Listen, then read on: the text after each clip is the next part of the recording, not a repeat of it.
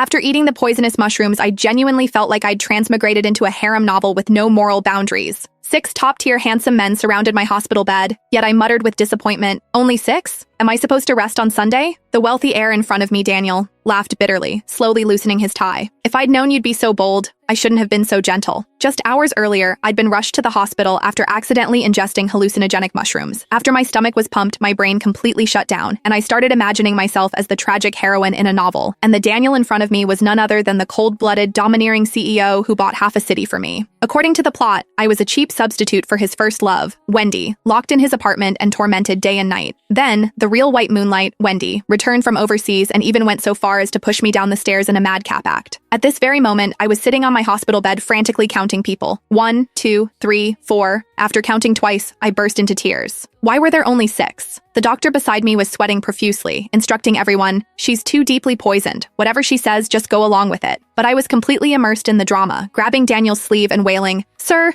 please let me go. Your soulmate has returned. Why keep me this substitute?" The room fell into a deathly silence. Time seemed to freeze. I pointed at my beloved Wendy and roared, "My name is Wendy Silver. I am silver. She is gold. I am not her substitute." Wendy stood to the side, looking embarrassed, even wanting to laugh. But I stared wide-eyed, even thinking that Daniel should be head over heels for a kind-hearted girl like me. After all, in novels, a domineering CEO of this caliber could transform into a jealous, adorable puppy after just one night's sleep. Daniel frowned, staring intently at me, and asked, "What's your name?" I declared, enunciating each word clearly. "I'm just a butler. Everything between us ends here." Upon hearing this, everyone around me stifled laughter, covering their faces and afraid to utter a sound. Only Wendy's parents looked ashen, fearing that Daniel was overreacting to my crazy woman act. Finally, Wendy couldn't hold back any longer and whispered in Daniel's ear, "These are all lines from a novel she wrote herself. Good luck, Daniel." I raised my sorrowful profile at a 45-degree angle, thinking this broken look would amaze everyone. But instead, everyone went to comfort the billionaire Daniel, completely ignoring me, the victim of poisoning. Then, Daniel forcibly took me back to the manor. As soon as we entered, I automatically switched to humble butler mode, tied on an apron, and rushed into the kitchen to frantically wash vegetables. The servants were terrified, thinking I had been subjected to some inhuman torture. But I knew in my heart that Daniel only saw me as a plaything, while Wendy was his saint. Following the typical novel trope, I had to escape. Running away was the essence of this plot. But as soon as I turned around, Daniel blocked the doorway, his eyes gleaming with amusement. I steeled myself, pressed my hand firmly against his chest, my voice trembling but resolute. "I know you think I'm cheap. Go find your Wendy. One day you'll be begging me to love you." I expected him to erupt in fury, but instead he smiled knowingly. I slammed the door shut and stormed out, frantically showering in the bathroom, only to realize I'd forgotten my pajamas. Just then, a knock sounded at the door. I tensed up, thinking he was about to pull some domineering CEO-style forced marriage act. But instead, he calmly brought me my pajamas. Seeing my wary expression, he even teased through the crack in the door, "What's wrong?"